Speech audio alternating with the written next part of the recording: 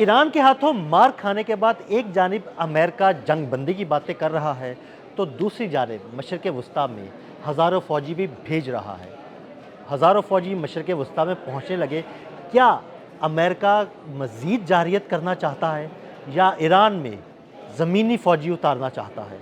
आमिर रज़ा मेरे साथ मौजूद हैं, उनसे बात करते हैं। आमिर भाई, एक जानिब मुज़ाकरात, जंग बंदी की बातें हो रही हैं, दूसरी जानिब हज़ारों फ़ौजी भेजे जा रहे हैं। क्या वो ज़मीनी फ़ौजी ईरान में उतारने जा रहा है? और अगर वो ज़मीनी फ़ौजी ईरान में उतारता है, तो उन फ़ौजियों का क्या हाल होगा? पहली बात तो ये है कि मेरा जवाब नहीं में है कि ये ईरान के लिए है ही नहीं। अब ये बड़ी हैरानकुन बात है, जंग ईरान के साथ है, ये फ़ौजी ईरान के लिए नहीं है। देखिए, ईरान ने चुन चुन कर अमरीकी फ़ौजी हलाक किए हैं। एक तो उनके पास फ़ोर्स ऑफ मिडल ईस्ट जो है वो कम हो गई है, यानी उनके बहुत ज़्यादा फ़ौजी जो हैं, जिनकी तादाद हज़ारों में है, वो ज़ख्मी हो चुके हैं। बहुत ज़्यादा फ़ौजी जो हैं वो मारे गए हैं, जिनकी तादाद जो है वो भी अब 1000 से ऊपर की है, जो ईरानी पासदारानी इनकलाब कहते हैं। अब उसके इन हालात में जो रवैया उसने अरब ममालिक के साथ रखा हुआ है, उसको ये इसकी इंटेलिजेंस ख़बर है कि वहाँ के लोग इनके ख़िलाफ़ उठ खड़े होंगे। अच्छा, ये एक ऐसी सूरत हाल है जिसमें इनके फ़ौजी अड्डों और इनकी फ़ौजी तनसीबात और इनकी बाकी जगहों पर भी अटैक हो सकता है। ये इनकी अपनी है। इसके लिए वो फ़ौज पे फ़ौज जो है, देखिए मैं आपको पहली बात तो अभी वाज़ेह कर देता हूँ, हाग जज़ीरा जो है वो 40 साल पुराना ख्वाब है ट्रंप का। स्टोरी आई थी तो उसने 40 साल पहले कहा था कि मैं अगर हूँ तो ईरान के हाग के बिले। अच्छा मुझे बताएं, ये जो हाग है इस पर अगर वो कब्ज़ा कर भी लेता है तो क्या वो तेल पर कब्ज़ा काबज़ हो जाएगा? बिल्कुल भी नहीं। एक सेकंड में ईरान सारे तेल के कुओं को आग लगा देगा, एक सेकंड में। बिल्कुल ऐसे ही। और उसका धुआं जो है वो पूरे इसराइल समेत पूरे मिडल ईस्ट पर वो काला खाक में बादल जलकर मरेंगे। काला बादल बनकर छा जाएगा। तो फिर ये तेल कहाँ से लेगा या तेल कहाँ से जाएगा? और पूरी दुनिया को और पता है। दरअसल खाक से तेल निकाला नहीं जाता, खाक में तेल स्टोर किया स्टोर जाता है। नहीं, मैं यही कह रहा हूँ, वो जो तेल का वो बड़े बड़े कुएं और हैं अगर जहाँ वो से वो कब्जा कर भी लेगा तो कितने, फॉर एग्जांपल अगर कब्जा कर लिया और नहीं आग नहीं मिलियंस है, लगती, मिलियंस हो। तो कितना अरसा वो तेल चला लेगा? तेल वहां से निकलता नहीं नहीं है, नहीं सिर्फ वो तेल वहां पे स्टोर किया स्टोर, हुआ है। लेकिन वो ईरान के पास इसके अलावा और कोई हल हाँ नहीं जी। है। पहली बात तो ये है, और चीन के पास भी नहीं है, ये भी बात ज़हन में रखिएगा। सही।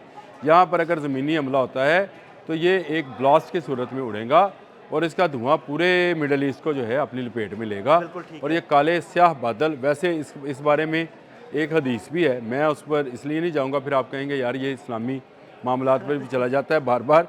ये भी है कि यहाँ पर काला धुआं, ऐसा दबीज़ धुआं छाएगा कि दिन को रात हो जाएगी, सूरज नज़र नहीं आएगा कई दिन तक। तो आमिर भाई, अगर ये हदीस है तो ये सच होना तो है। ये हदीस तो सच है, बिल्कुल, लेकिन तो मैं ये ये नहीं सच समझता साबित कि होना है। ये धुआं जो है वो आ जाएगा, शायद ये कुदरत की तरफ से होगा। हाँ, हो सकता है। ये हो सकता है। मैं इसको इसलिए कहता हूँ कि इस जजीरे पर जो कब्ज़ा करने के हवाले से मुख्तलिफ व्लॉगर्स मैं कल सुनता रहा हूँ, वो पता नहीं हाग को क्या समझ रहे हैं।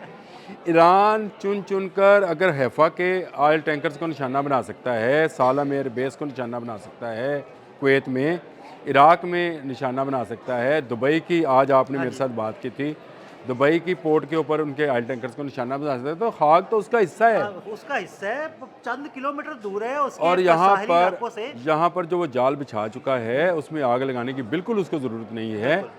इसके अलावा भी जो फ़ौजी उतरेंगे वो मारे जाएंगे, लेकिन ये फ़ौजी इसलिए उतारे जा रहे हैं जिनकी तादाद तकरीबन 10,000 के करीब है, मरीन्स, क्योंकि अमेरिका को फ़ौजियों की कमी महसूस हो रही है, उनकी कमी हो गई है बल्कि। जो जब इतने सैकड़ों हज़ारों लोग आपके ज़ख्मी और हलाक हो जाएँ तो आपको नई फ़ोर्स की ज़रूरत होती है, क्योंकि ये वाली फ़ोर्स जो है वो डीमोरलाइज हो चुकी है, वो लड़ने के काबिल नहीं रही है। वो लड़ने के काबिल इसलिए नहीं रही कि आपने उनको उनकी बैरकों से निकाल कर होटलों में शिफ्ट किया है। तो जब आप ही इनसिक्योर हैं अपने फ़ौजी अड्डों के अंदर और होटल्स में और घरों में उनको शिफ्ट कर रहे हैं, तो उस फ़ौज का मुराल क्या होगा? बिल्कुल, बिल्कुल आप ज़रा खुद मोरल अपने डाउन आप हो पर जाएगा। सोचें, जब आप अपना घर छोड़कर, समझे ये अड्डा जो है इनका घर था फ़ौजियों का, वहाँ से निकल कर आप किसी अरब के घर में जाकर छुपते हैं बेडरूम में, तो आपका मुराल क्या होगा? देखिए, मोरल आपका तब डाउन हो गया जब आप छुप गए।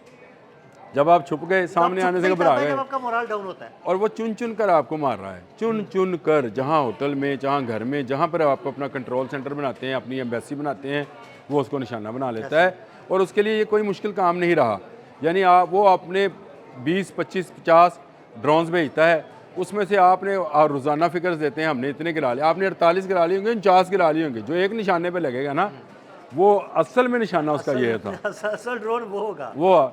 और आपने कल एक वीडियो जारी की, इन्होंने कल एक वीडियो जारी की, बड़ी दिलचस्प वीडियो, और मैं देर तक हंसता रहा, जो शायद ड्रोन को गिराने की वीडियो है। आपको पता है उसको गिराने के लिए ये air to air missile use कर रहे हैं, मतलब मिलियंस ऑफ डॉलर्स के जहाज़ उड़ाते हैं, और ड्रोन जाता हुआ जो कि 550 सीसी की मोटरसाइकिल का इंजन वाला $20,000 का ड्रोन है, मोटरसाइकिल इंजन के साथ। मोटरसाइकिल इंजन के साथ, और उसको मारने के लिए एयर टू एयर मिसाइल, और उसके बाद नारा लगाते हैं। और यार शर्म करो, आप एक ड्रोन को गिराने के लिए अगर आपको जहाज़ उड़ाना पड़े और आपको मिसाइल दागना पड़े, तो इसका मतलब ये है कि आप जंग में शिकस्त खुर्दा हो। भाई ड्रोन तो हमने भी गिराए थे, और वो गन्स के साथ, हमारे तो आम लोगों ने गन्स के साथ ड्रोन हमने भटका के गिरा लिए थे, लेकिन ये ड्रोन जो है आम लोगों ने गन्स के साथ गन के गिराए साथ, लेकिन ये नहीं गिरा पा रहे हैं। शायद ड्रोन वाकई में एक ऐसा हथियार था, एक ऐसा हथियार है जो कि जिसकी तादाद बहुत ज़्यादा है, और वो इतनी बड़ी तादाद में आते हैं कि उसमें से चंद स्वाम अटैक करते हैं ना। अब जैसे स्वाम अटैक की बात करते हैं कि वो हजारों की तादाद में आते हैं, और जिसमें से जो सही अटैक करने वाला होता है वो अपने हदफ को निशाना बनाता है, बाकी आप गिराते हैं, हदफ आपका तबाह। आप मुझे ये बताएं कि जब इनके हेलीकॉप्टर्स ये मरीज उतारने के लिए हाक पे जाएंगे,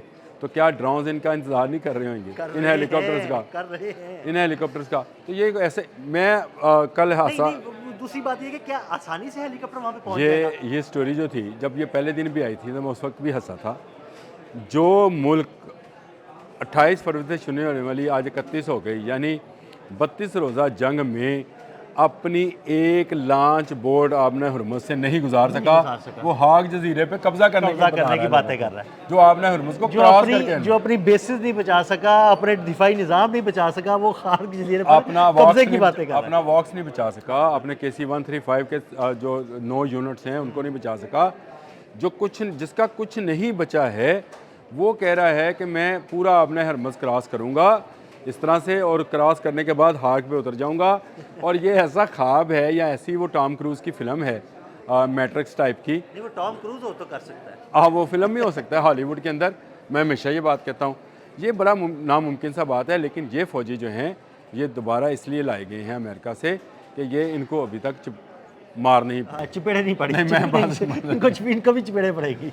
वो बाकियों को पड़ चुकी हैं, और वो डरे हुए हैं, वो ईरानी मिसाइल से, ड्रोन से, हमलों से डर रहे हैं, लिहाजा इन्होंने 10,000 मजीद उतारे। लेकिन मेरा मौका फिर वही है कि ये अपने अड्डों की हिफाजत के लिए नए मरीज़ लेकर आए हैं, ना सिर्फ अड्डों की हिफाजत के लिए, बल्कि मिडल ईस्ट में जो लावा आहिस्ता आहिस्ता आहिस्ता आहिस्ता इसराइल और अमेरिका के खिलाफ पक रहा है, और अपने हुक्मरानों के खिलाफ पक रहा है, ये उसको शायद कूल डाउन करने के लिए या उस पर काबू पाने के लिए मरीज़ ला रहे हैं। ना ये ईरान पर ज़मीनी हमला करेंगे। इन्होंने लेबनान की सरजमीन पर ज़मीनी हमला किया है, तो आपको मराका टैंक्स के कब्रिस्तान और ग्रेव यार्ड्स नज़र आ रहे हैं। ये ज़मीनी हमले जो हैं ये इतने आसान नहीं होते। अगर इतने आसान होते तो अमेरिका फिर रह जाता ना अफगानिस्तान में रह जाता, और वियतनाम में रह जाता, ना वियतनाम में रह सका, ना अफगानिस्तान में रह सका, और रशिया भी नहीं रह सका। तो ये ज़मीनी हमले उस तरह से आसान नहीं होते। आप ऊपर से भाई B2 उसके ज़रिए जो मर्ज़ी आप गिरा लें, वो और चीज़ है। ज़मीनी हमले के लिए नहीं, आपने अरब में जो आज़ादी की स्प्रिंग है उसको शायद आपने रोकने के लिए, या आपको नज़र आता है कि आपके अरब के हुक्मरान भी जो हैं अब आपके ख़िलाफ़ उठ खड़े होंगे, शायद उनको डराने के लिए 10,000 मरीज़ हैं, ये ईरान में जाने वाले मरीज़ नहीं हैं। बहुत शुक्रिया आमिर भाई ने सारी सूरत के बारे में आपको तफसील से आगाह किया। मज़ीद अपडेट्स के लिए हमें फॉलो करते रहें। अदील अहमद और आमिर रज़ा को इजाज़त दीजिएगा। अल्लाह हाफ़िज़।